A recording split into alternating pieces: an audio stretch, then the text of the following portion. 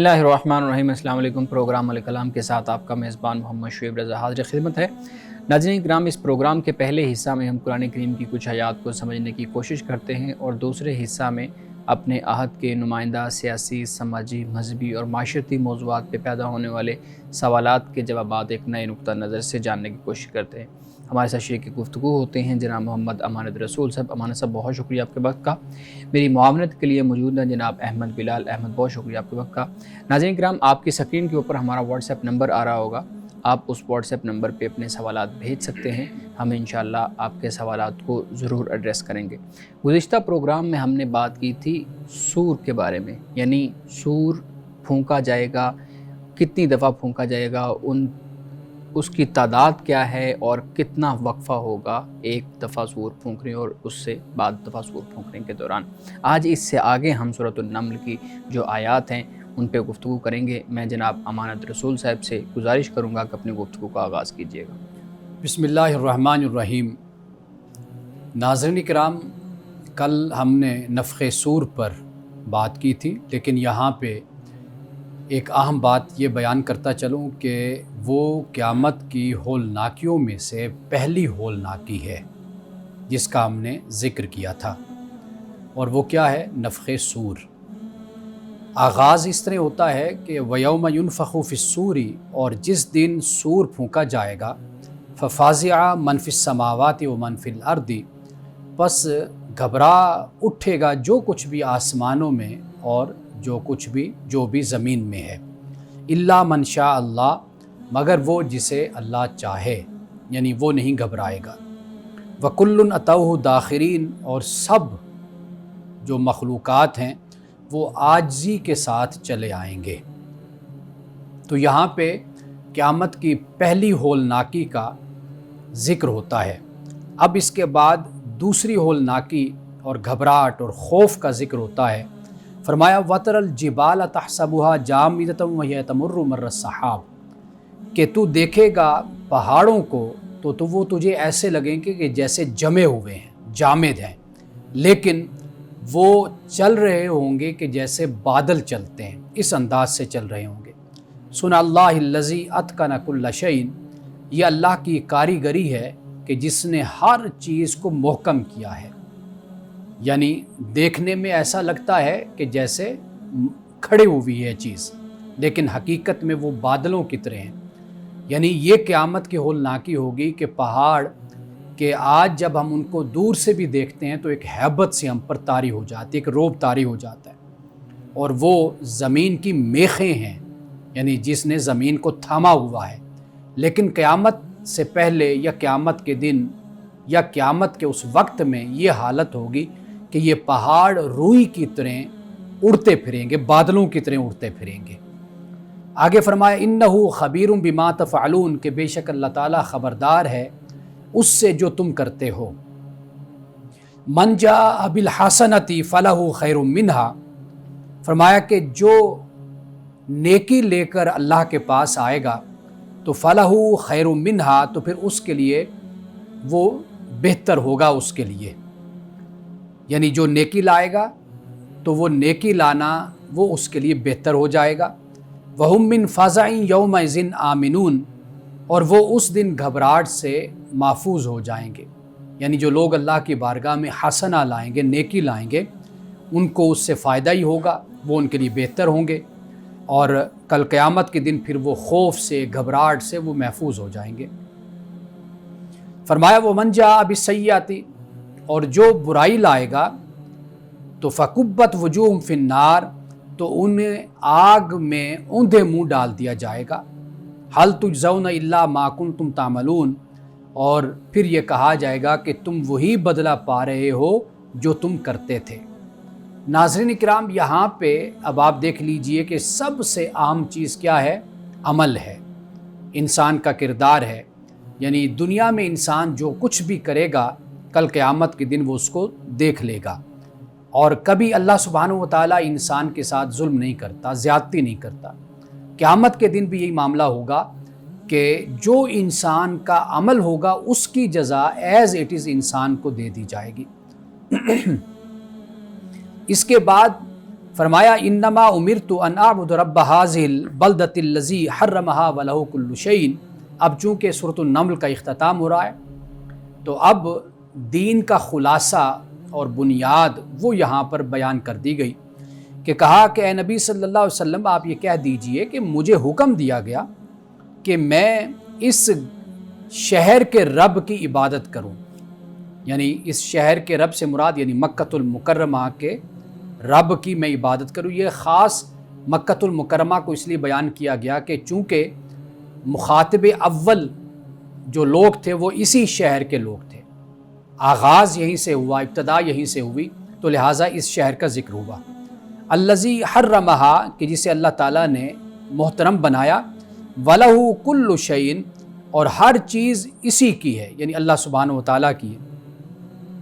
وَأُمِرْتُ أَنْ أَكُونَ مِنَ الْمُسْلِمِينَ اور مجھے حکم دیا گیا کہ میں فرما برداروں میں سے ہو جاؤں۔ اب اس کے بعد فرمایا وَأَنْ أَتْلُوَ الْقُرْآنَ اور یہ کہ قرآن کو سناؤں، قرآن کی تلاوت کروں۔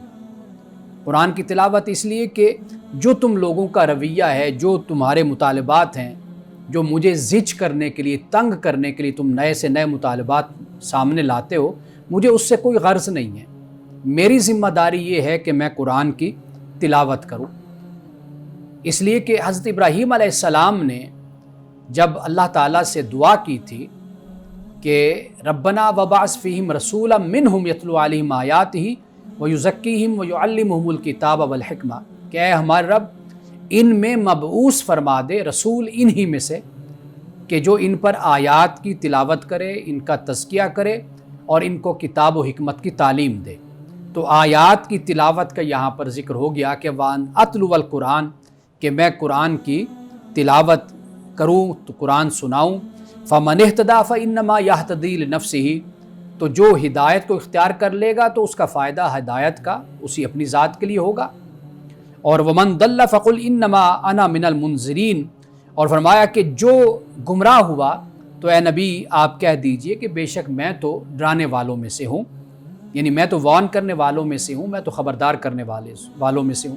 یعنی جو کوئی ہدایت پر چلے گا تو وہ اسی کا فائدہ اسی میں ہوگا، اور جو ہدایت پر نہیں چلے گا تو آپ ان کو واضح طور پر آپ یہ کہہ دیجئے کہ بھئی میری ذمہ داری، میرا فرض یہ ہے کہ میں ڈرانے والوں میں سے ہوں اور میں تم کو خبردار کرتا رہوں۔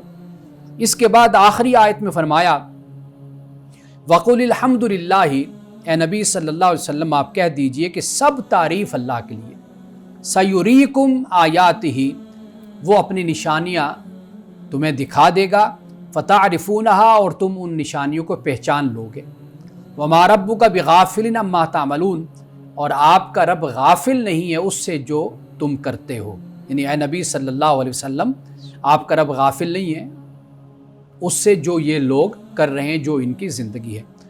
اب یہاں پہ ذرا غور کیجیے اس آخری آیت پر کہ اللہ سبحانہ و تعالیٰ یہ فرماتا ہے کہ نشانیاں اللہ دکھا دے گا اور پھر ان نشانیوں کو تم پہچان جاؤ گے، یعنی پہچاننے سے مراد یہ کہ پہلے ان کو بتایا گیا ہوگا ان نشانیوں کے بارے میں، لیکن انہوں نے اپنی ضد کی وجہ سے ان نشانیوں کا انکار کیا، نہیں مانا، تو لہٰذا جب وہ نشانیاں ان کے سامنے آئیں گی تو پھر ان کو معلوم ہو جائے گا کہ رسول صلی اللہ علیہ وسلم دنیا کی زندگی میں ہمیں جو بتاتے تھے، جو کہتے تھے، اور جو اللہ کی طرف سے قیامت کا، حشر کا، آخرت کا ذکر کرتے تھے، تو یہ تو سب کچھ وہی ہے کہ جو رسول ہمیں دنیا میں بتاتے رہے، یہ تو ساری کی ساری وہی نشانیاں ہیں۔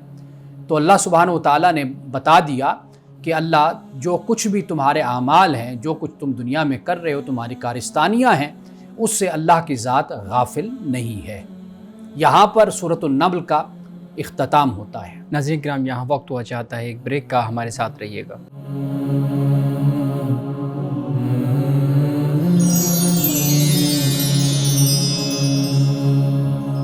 ویلکم بیک ناظرین، امان صاحب بہت شکریہ، بہت اچھے انداز سے ہم نے سورۃ النمل کا اختتام کیا اور اس کے اندر جتنی ابحاث تھی اس کو بہت اچھے طریقے سے مدلل انداز میں آپ نے بیان کیا۔ آخری آیات جو آج ہم نے جن کا مطالعہ کیا ان کے اندر ہم نے دیکھا کہ جو اچھے اعمال کرے گا تو اس کے لیے اچھے اعمال ہیں اور پھر اس کا بدلہ اس کو جنت کی صورت میں مل جائے گا، کامیابی مل جائے گی۔ بنیادی طور پہ سوال میرا یہ ہے کہ جو جنت میں یا جہنم میں جس کا مقدر بنے گی اپنے اعمال کی وجہ سے، اپنے فیصلے کے بعد، کیا اس جگہ پہ وہ شخص، وہ انسان ہمیشہ رہے گا، یا اس نیکی کا بدلہ ہوگا اتنا دیر وہ جنت میں رہے گا، یا پھر اس کی اس برائی کا اتنا بدلہ ہوگا اتنی دیر وہ جہنم میں رہے گا، اس کے بعد پھر وہاں سے نکل جائے گا؟ بیان کیجیے گا۔ دیکھیے، پہلی بات تو یہ ہے کہ جب ہم ان آیات کا مطالعہ کرتے ہیں نا، یہاں پر آپ دیکھیے کہ رسول اللہ صلی اللہ علیہ وسلم سے بھی خطاب ہو رہا ہے، جی بالکل، اور آپ صلی اللہ علیہ وسلم کا انکار کرنے والے جو منکرین ہیں، کافر ہیں، ان کا بھی ذکر یہاں پر ہو رہا ہے، ان کی جو کارستانیاں ہیں، جو کردار ہے، اس کا بھی ذکر یہاں پر ہو رہا ہے۔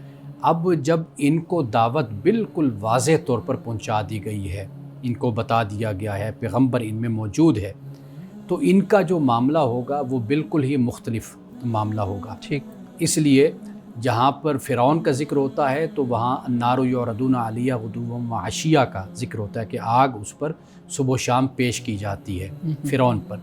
تو گویا کہ جس سطح کی دعوت ہے، جس سطح کا پیغام ہے، اسی سطح کی پھر سزا بھی ہے۔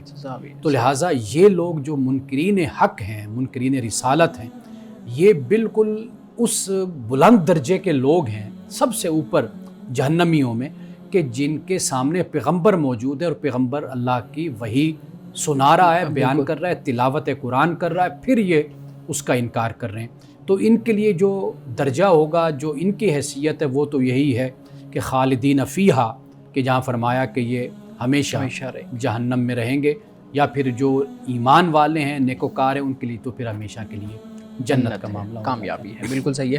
اچھا مامانی صاحب، جب ہم جنت اور جہنم کی بات کرتے ہیں تو ایک بہت اہم جو ایک ڈیبیٹ پیدا ہوتی ہے وہ اس کی فزیکل ایگزسٹنس کی ہوتی ہے، اس کی موجودگی کی ہوتی ہے، اور اس پہ بڑی ڈیبیٹ ہے کہ وہ موجود ہے نہیں موجود۔ میں چاہوں گا کہ آپ اس پہ بات کیجیے گا کہ کیا جنت اور جہنم وہ فزیکل موجود ہے، وہ بن چکی ہے یا ابھی نہیں بنی، اور اگر بن چکی ہے تو کس جگہ پہ ہے، اس کا وجود کس طرح سے ہے؟ دیکھیے، یہ ہمیشہ سے 1400 سال 1500 سال سے، بلکہ اگر اس سے بھی پہلے آپ چلے جائیں تو آپ کو جو بائبل اور تورات، یہ جو کتابیں ہیں اور ان کی جو شروحات ہیں، آپ دیکھیے وہاں پر بھی اس پر بڑی بحثیں ہمیں ملتی، اسی طرح کی بحثیں ہمیں ملتی ہیں، چونکہ اس کا کوئی تعین نہیں کیا جا سکتا۔ مثلا علماء اسلام ہیں، انہوں نے بھی قرآن سے، حدیث سے سمجھنے کی کوشش کی ہے اس کو، تو بعد یہ کہتے ہیں کہ بھئی جنت جو ہے یہ اسی زمین پر ہی قائم کی جائے گی، فی الحال جنت نہیں ہے، یہ کہا جاتا ہے۔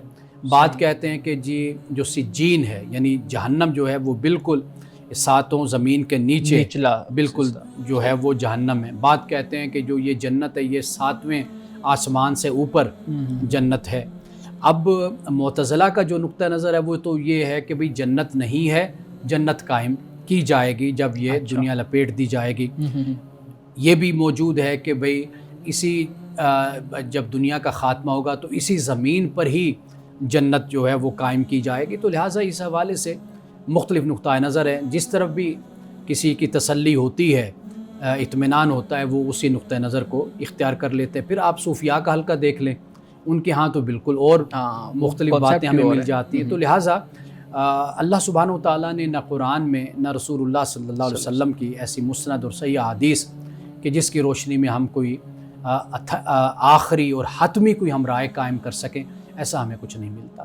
جی بالکل ٹھیک ہے۔ اچھا، ایک اور روایت بھی بیان کی جاتی ہے اکثر کہ جنت کے اندر سب لوگ جوان ہوں گے، بچے بھی فوت ہو رہے ہیں ہمارے سامنے، بوڑھے بھی فوت ہو رہے ہیں ہمارے سامنے، لیکن روایت میں یہ بیان کیا جاتا ہے کہ جنت کے اندر سب جوان ہوں گے۔ اس جوانی کا کیا تصور ہے؟ دیکھیے، قرآن پاک نے خود اس کو بیان کیا ہے سورۃ الواقعہ میں، جہاں پر عروباً اترابا کے الفاظ آتے ہیں۔ تو یہ تو رسول اللہ صلی اللہ علیہ وسلم کی خدمت میں جیسے ایک بوڑھی خاتون آئی تھیں تو ان کے یا رسول اللہ جنت کے حوالے سے کیا بوڑھے لوگ جنت میں جائیں گے؟ تو آپ نے فرمایا کہ نہیں جائیں گے۔ تو وہ بڑی پریشان ہوئی، روتے ہوئے وہ جا رہی تھیں، تو وہ حافظہ بھی تھی، قرآن بھی ان کو یاد تھا۔ تو آپ نے ان سے پھر فرمایا کہ بھئی تم حافظہ ہو، کیا تم نے قرآن نہیں پڑھا کہ قرآن میں یہ لکھا ہوا ہے؟ تو وہاں پر الفاظ یہی ہیں کہ ہم عمر نوجوان دوشیزائیں، یہ الفاظ قرآن پاک میں آتے۔ تو گویا کہ جنت حقیقت یہ ہے کہ دنیا میں انسان اللہ سبحانہ و تعالیٰ کے حکم کی پیروی میں، فرما برداری میں اپنی بہت سی خواہشات کو ترک کر دیتا ہے، چھوڑ دیتا ہے۔ جائز خواہشات بھی ہیں، جیسے ہم روزہ رکھتے ہیں تو جائز خواہشات سے بھی ہاتھ کھینچ لیتے ہیں، اور ایسی بہت سی ناجائز خواہشات کہ جہاں پر انسان کا اختیار بھی ہوتا ہے، استعداد بھی ہوتی ہے، استطاعت بھی ہوتی ہے، لیکن اللہ کے حکم کے ڈر سے، اللہ کے ڈر سے انسان وہ کام نہیں کرتا، اس سے بچ جاتا ہے۔ انسان جن چیزوں کو آئیڈیلائز کرتا ہے یا جن چیزوں کو انسان اپنے لیے پسند کرتا ہے اور جس عمر کے حصے کو پسند کرتا ہے، جس نعمت کو پسند کرتا ہے، یعنی جو انسان کی خواہش اور اس کی پسند ہے، وہ اللہ سبحانہ و تعالیٰ جنت میں انسان کو عطا کرے گا۔ اور جنت میں اسی لیے انسان کی جوانی ہے اور اس کا شباب ہے کہ چونکہ انسان ہمیشہ یہی چاہتا ہے۔ آپ بوڑھے کو بھی دیکھیں، وہ بال کالے کر لیتا ہے، بالکل بالکل، اور اگر آپ بچے کو بھی دیکھیں تو وہ بھی یہی سوچتا ہے کہ میں کب بڑا ہوں گا، کب جوان ہوں گا میں۔ تو یہ جو جوانی ہے، یہ ایک انسان کی زندگی کا بہت ہی خوبصورت زمانہ ہوتا ہے، اپنے عروج کا، اپنے کمال کا۔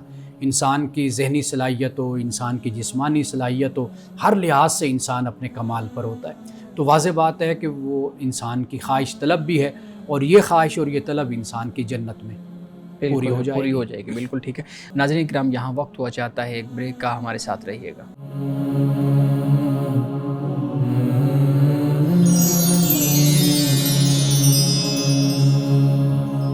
ویلکم بیک ناظرین۔ ہمارے صاحب ایک سوال ہمارے ناظرین کی طرف سے بھی کہ اگر کوئی شخص نکاح کا ارادہ رکھتا ہے لیکن وہ نکاح اس مقصد کے لیے نہیں کرتا کہ وہ کوئی خاندان وجود میں لے کے آئے، بچوں کی پیدائش ہو اور نسل انسانی کی بقا ہو، اس مقصد کے لیے وہ نہیں کرتا، بس اس کے ذہن میں صرف یہ ہے کہ وہ کسی دوسری لڑکی کے ساتھ یا کسی لڑکے کے ساتھ نکاح کرنا چاہتا ہے تاکہ اس کے ساتھ رہ سکے، تو اس میں پھر وہ گناہ گار ہوگا؟ اس کا کوئی مقصد، اس میں کوئی فرق تو نہیں آئے گا کہ وہ مذہب کے خلاف ہے؟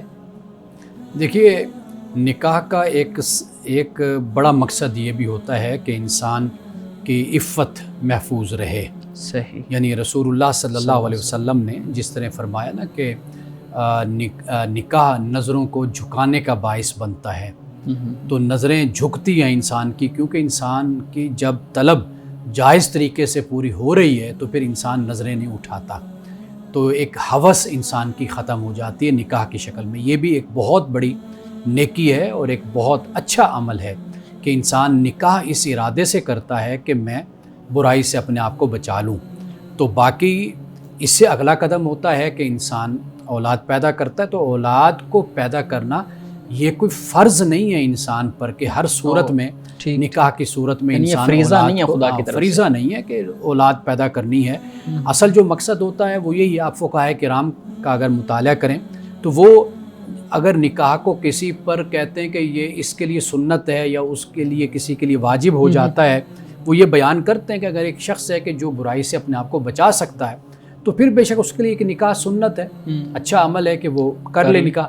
اگر وہ اپنے آپ کو نہیں بچا سکتا تو پھر ایسے شخص پر نکاح واجب ہے، لازم ہے کہ وہ ضرور نکاح کرے۔ تو لہٰذا اگر کوئی نوجوان ہے وہ اس لیے نکاح کرتا ہے کہ بے شک اولاد ہم نہ پیدا کریں، بچے نہ پیدا کریں، لیکن کم از کم جو معاشرے کی خرافات ہیں اور معاشرے کی جو بے راہ روی ہے اس سے میں اپنے آپ کو بچا لوں، یہ بھی بہت بڑی نیکی ہے۔ بالکل ٹھیک ہے، بہت شکریہ امان صاحب۔ جی بلال صاحب، آپ کے پاس بھی کچھ سوالات ہوں گے، پلیز امان صاحب کے سامنے رکھیے۔ جی بہت شکریہ شعیب صاحب۔ سر میں پوچھنا چاہوں گا کہ اگر کوئی شخص نماز پڑھ رہا ہے اور دوران تلاوت اس سے قرآن کی آیات غلط ملط ہو جاتی ہیں، ترتیب غلط ہو جاتی ہے یا الفاظ غلط بولے جاتے ہیں، اس صورت میں وہ کیا کرے گا؟ دوبارہ سے نماز ادا کرے گا یا اسی نماز کو وہ مکمل کر سکتا ہے؟ دیکھیے، اب دیکھنا یہ کہ وہ پڑھ کیا رہا ہے۔ جی، مثال کے طور پر سورۃ الفاتحہ ہے، سورۃ الفاتحہ میں اگر کوئی ایسا معاملہ ہوتا ہے تو پھر اس کو دوبارہ سورۃ الفاتحہ پڑھنی چاہیے اور صحیح طریقے سے اس کی تلاوت کرے، کیونکہ سورۃ الفاتحہ کے بارے میں آپ جانتے ہیں کہ بھئی اس کے بغیر نماز نہیں ہے، بالکل ٹھیک ہے نا جی، لا صلاۃ الا بفاتحۃ الکتاب کے الفاظ ہیں۔ ہاں، اگر وہ کوئی قرآن کا کوئی اور حصہ پڑھ رہا ہے، جیسے سورۃ الفاتحہ پڑھ لی، اس کے بعد پھر کوئی صورت پڑھ رہا ہے، کوئی صورت پڑھ رہا ہے یا ویسے قرآن کا کوئی مقام تلاوت کر رہا ہے، تو وہاں پر اگر کوئی اس سے ایسی غلطی ہوتی تو وہاں پر خاموشی اختیار کر کے چھوڑ کر اس سے آگے جو حصہ ہے وہ تلاوت کرنا وہ شروع کر دے۔ یعنی اس کا مطلب یہ ہوا کہ فاتحہ کے اندر اگر وہ غلطی ہو گئی ہے تو اس کو دوبارہ دہرایا، اس کو دوبارہ وہ ٹھیک کرے، صورت ساتھ ملائی ہے اس صورت کو اگر وہ غلط بھی پڑھ لے، چند آیات کوئی اور بھی ہیں اس میں اگر غلطی ہو جاتی تو خاموش ہو کے جگہ بدل لے، یعنی کسی اور مقام سے پڑھنا شروع کر دے۔ اور ایسا بھی ہے کہ جہاں اس سے غلطی کا شبہ اس کو ہوا ہے وہیں پہ پھر وہ رکوع میں چلا جائے، یہ بھی ممکن، اس طرح بھی وہ کر سکتا ہے کہ جہاں پہ اگر وہ اتنی مقدار اس نے پڑھ لی جیسے 3 آیات کہا جاتا ہے یا ایک بڑی آیت ہے تو اس کے بعد وہ رکوع میں جا سکتا ہے۔ سر یہ بتائیے گا کہ کیا کسی دوسرے شخص کے لیے قضا نمازیں ادا کی جا سکتی ہیں اگر وہ فوت ہو گیا ہے اور اس کا کوئی قریبی دوست ہے یا شوہر ہے تو اس کی بیوی چاہتی ہے کہ وہ اس کے لیے اس کی نمازیں ادا کرے، تو کیا ادا کرنے کا کوئی جواز ملتا ہے اسلام میں؟ دیکھیے فقہاء کرام نے یہ تو بیان کیا ہے کہ بھئی اگر قضا نمازیں کسی کی وہ تو نہیں اس کی جگہ پڑھی جا سکتی، ہاں یہ ہے کہ اگر اس نے کوئی وصیت کی ہو فدیہ کی، کہ اس نے یہ کہا ہو کہ بھئی آپ میری اتنی قضا نمازیں ہیں، آپ اس کی جگہ اتنا اللہ کی راہ میں خرچ کر دیں، صدقہ دے دیں، تو وہ فدیہ دے دیں، تو وہ فقہاء کرام نے لکھا کہ وہ دیا جا سکتا ہے، یعنی پر نماز ہر نماز پر صدقۃ الفطر جتنا دیا جاتا ہے، فطرانہ دیا جاتا ہے، اتنا ایک نماز کے لیے دیا جائے گا۔ وہ اگر وصیت کرتا ہے تو وہ تو لازم اور واجب ہے کہ اس کی وصیت میں سے نکال کر دیا جائے گا۔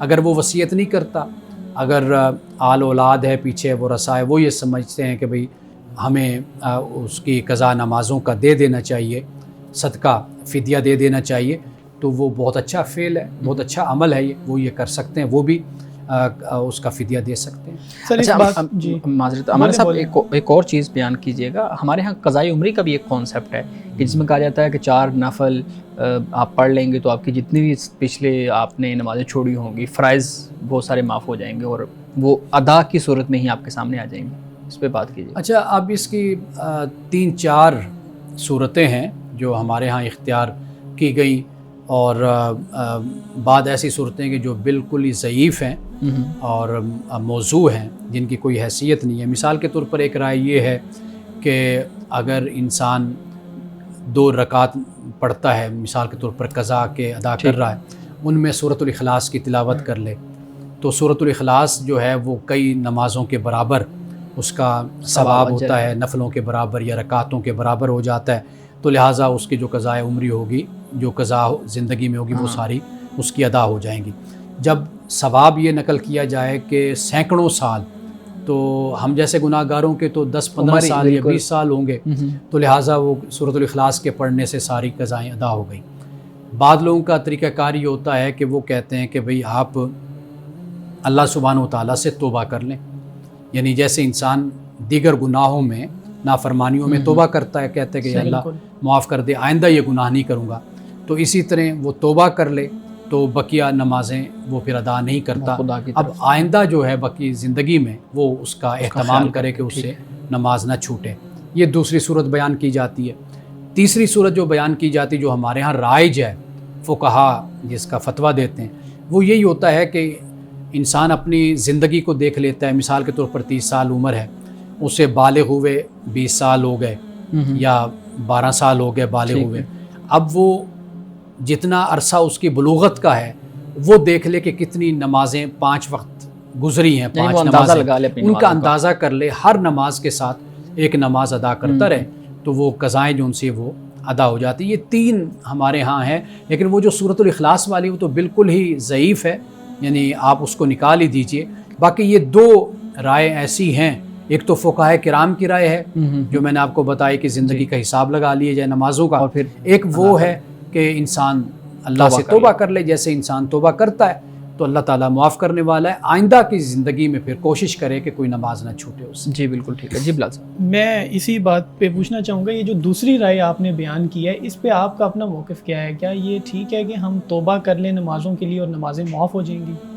دیکھیے نماز اللہ سبحانہ و تعالیٰ کا حق ہے جی، اور گناہ کی اگر ہم دیکھتے ہیں فہرست یا ہم گناہ کی بات کرتے ہیں تو نماز اسی طرح گناہ کبیرہ ہے جس طرح دیگر گناہ ہیں۔ تو اگر ہم اللہ سبحانہ و تعالیٰ کی بارگاہ میں توبہ کر لیتے ہیں، معافی مانگ لیتے ہیں، جیسے ہم دیگر گناہوں کی معافی مانگتے ہیں، بڑے گناہوں کی، تو اللہ سبحانہ و تعالیٰ معاف کرنے والا ہے۔ آئندہ زندگی میں اس بارے میں پھر پوری احتیاط ہونی چاہیے، لیکن یہ اللہ کا حق، لیکن جو بندوں کا معاملہ ہے یہ ذہن میں رکھنا چاہیے کہ ایسا نہیں ہو سکتا کہ کسی کا پلاٹ ہتھیا لیا تو پھر اللہ سے معافی مانگ لی، توبہ کر لی کہ آئندہ میں پلاٹ نہیں ہتھیاؤں گا یا فراڈ نہیں کروں گا، تو یہ اس کی معافی نہیں ہے، وہ بندے کا حق ہے۔ بالکل، وہ جب تک بندے کو واپس نہیں کیا جائے گا یا بندہ معاف نہیں کرے گا، وہ حق توبہ سے، صرف توبہ سے کبھی بھی معاف نہیں ہوگا۔ ناظرین کرام، یہاں وقت ہوا چاہتا ہے ایک بریک کا، ہمارے ساتھ رہیے گا۔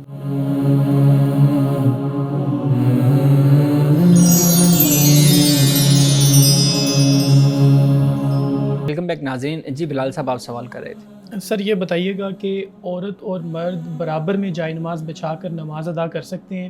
اس میں مختلف صورتیں ہو سکتی ہیں، اگر گھر میں میاں بیوی نماز ادا کر رہے ہیں یا پھر کسی کالج، یونیورسٹی میں، آفس میں کولیگ نماز ادا کر رہے ہیں، تو کیا برابر میں جائے نماز بچھایا جا سکتا ہے؟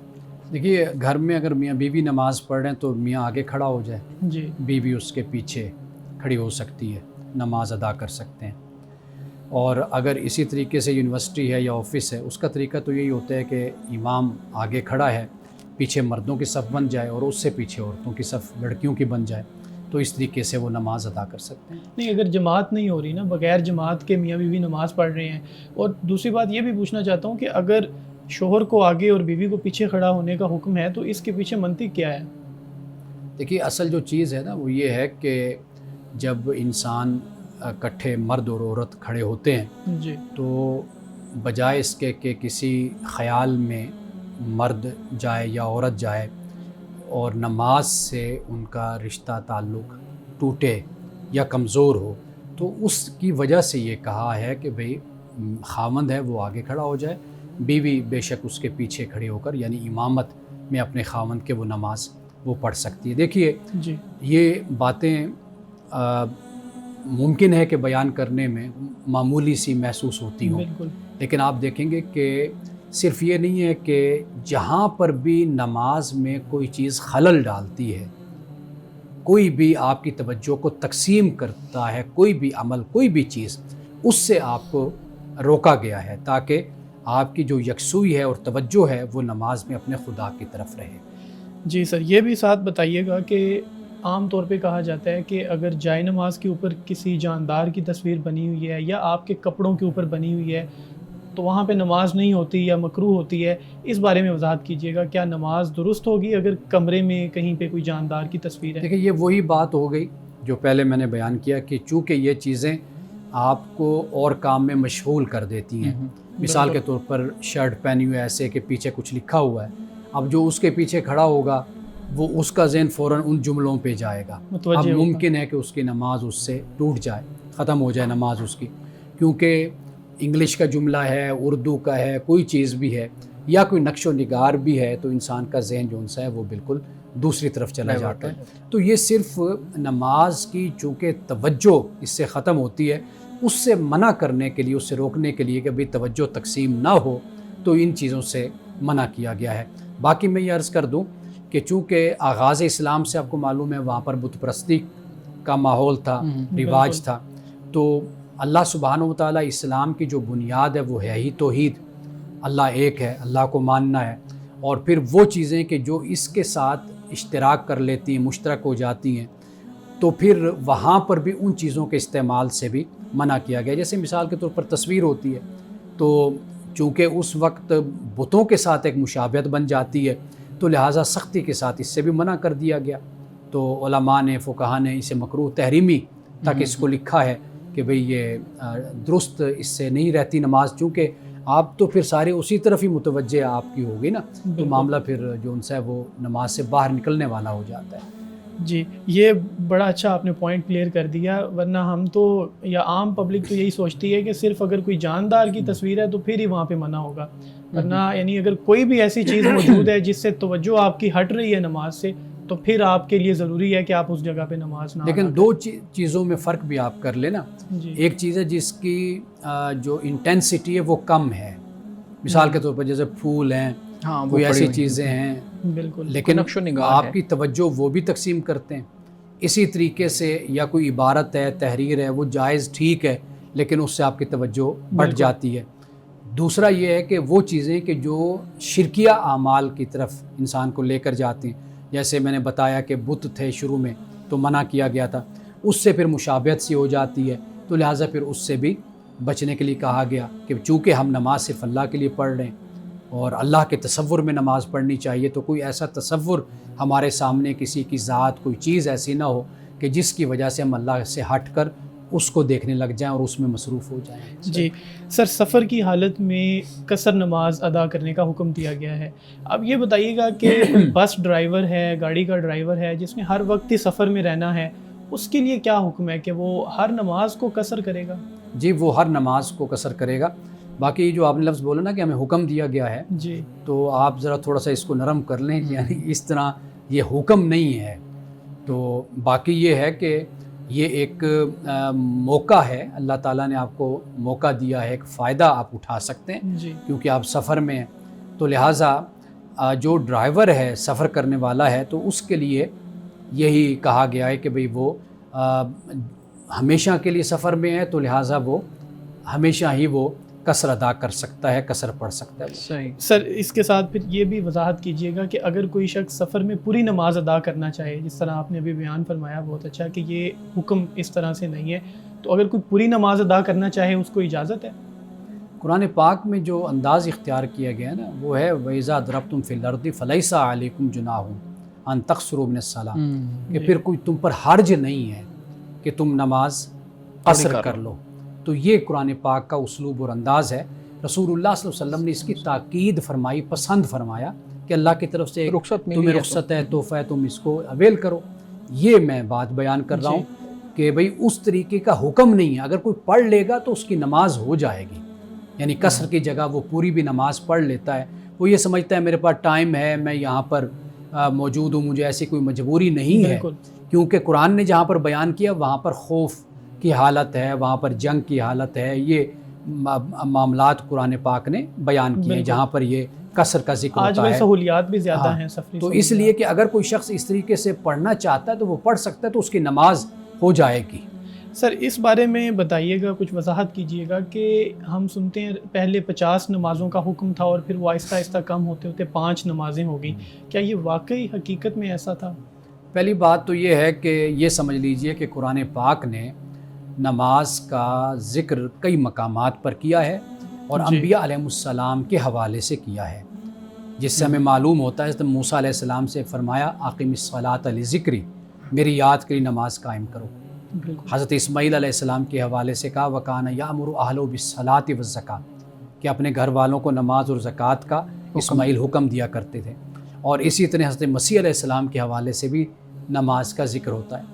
تو گویا کہ انبیاء علیہ السلام کی یہ سنت، یہ طریقہ ہے، اللہ نے ان پر بھی نماز کو فرض کیا تھا اور یہ نماز انبیاء سے چلتی ہوئی ہم تک پہنچی ہے۔ اب نماز فرض کی گئی، اب اس کے بارے میں 2 آراء ہیں، یعنی ایک تو یہ ہے کہ سفر معراج پر رسول اللہ صلی اللہ علیہ وسلم تشریف لے گئے تو وہاں پر آپ کو نماز تحفے میں دی گئی، یعنی فرض نماز کی گئی کہ یہ 5 وقت نماز فرض ہے۔ وہاں پر پھر اس واقعے کو بیان کیا جاتا ہے اور احادیث میں اس کو مسند طریقے سے، یعنی مسند احادیث میں اس کو بیان کیا جاتا ہے کہ نمازیں پھر 5 رہ گئیں 50 سے جو آپ کو دی گئیں، امت کے لیے فرض کی گئیں۔ ایک یہ بات بھی بیان کی جاتی ہے۔ ایک بات یہ ہے کہ یہ بھی کہا جاتا ہے کہ رویا میں یہ سب کچھ دکھایا گیا، خواب کی حالت میں یہ بھی ہے۔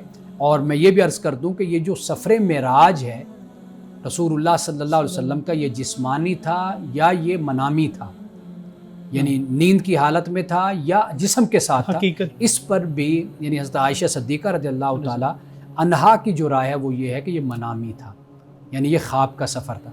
باقی کئی صحابہ کا یہ نقطہ نظر ہے کہ یہ سفر آپ کا جسمانی تھا۔ تو لہٰذا دونوں صورتوں میں آپ دیکھ لیجئے کہ نماز بہرحال فرض ہوئی، یا تو اس صورت میں فرض ہوئی یا اس صورت میں، بہرحال دونوں صورتیں اگر آپ سامنے رکھیں، نماز اس معراج ہی کے سفر میں فرض کی گئی تھی۔ جی سر، یہ بتائیے گا اگر کوئی شخص اپنے کسی مسیحی دوست کو اسلام کی طرف راغب کرنے کے لیے یا ویسے شوق سے مسجد میں لے جاتا ہے اور وہ کسی دینی محفل میں لے جاتا ہے یا نماز ادا کرتا ہے اس کے ساتھ، تو پھر اس کے بعد وہی مسیحی دوست اس کو اپنے چرچ میں لے جاتا ہے، تو کیا اس کے لیے جائز ہوگا چرچ میں جانا؟ دیکھیے اس کو مسجد میں لانا بھی جائز ہے. جی ہمیں احادیث سے ایسے حوالے ملتے ہیں کہ اہل نجران آئے تھے اور رسول اللہ نے ان کو مسجد میں ٹھہرایا اور مسجد کے کونے میں انہوں نے اپنی عبادت بھی کی تھی مسجد نبوی میں. ہمیں یہ ثبوت ملتا ہے. اس لیے کوئی مسیحی آنا چاہتا ہے اس کو لایا جا سکتا ہے، دکھایا جا سکتا ہے. اگر مسلمان چرچ میں جانا چاہتا ہے عادت نہ بنائے کہ نماز اس نے ہر صورت میں چرچ میں پڑھنی ہے، نہیں، مساجد ہیں تو مسجدوں میں وہ پڑھے گا.